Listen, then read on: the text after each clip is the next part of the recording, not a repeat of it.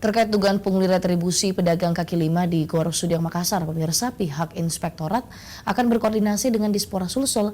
Jika benar terdapat indikasi dugaan tersebut, maka pihaknya tak segan memberikan tindakan tegas.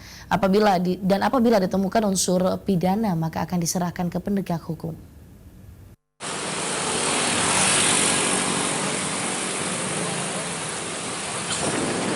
Penarikan retribusi di kawasan Gor Sudiang selama ini menjadi polemik.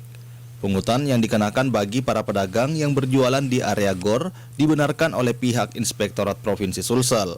Kepala Sekretariat Satgas Sabar Pungli, Muhammad Salim Basmin mengatakan, persoalan pungutan retribusi pedagang di Gor Sudiang pernah menjadi temuan pada tahun 2018.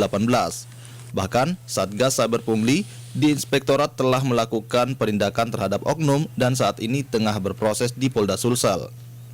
Salim mengakui hingga saat ini pihaknya belum menerima laporan terkait dugaan pungli tersebut. Meski begitu, pihaknya akan melakukan pengawasan di Gor Sudiang dan dalam waktu dekat akan berkoordinasi dengan pihak Dispora untuk menanyakan terkait pungli retribusi tersebut.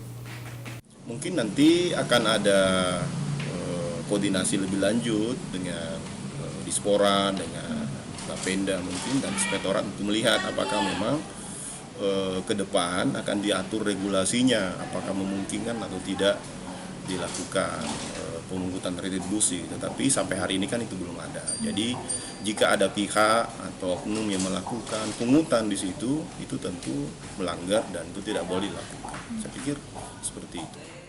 Jika ditemukan adanya penyalahgunaan wewenang oknum melakukan tindakan pungli, pihaknya akan melakukan tindakan tegas dan jika ditemukan unsur pidana, maka akan diserahkan ke penegak hukum.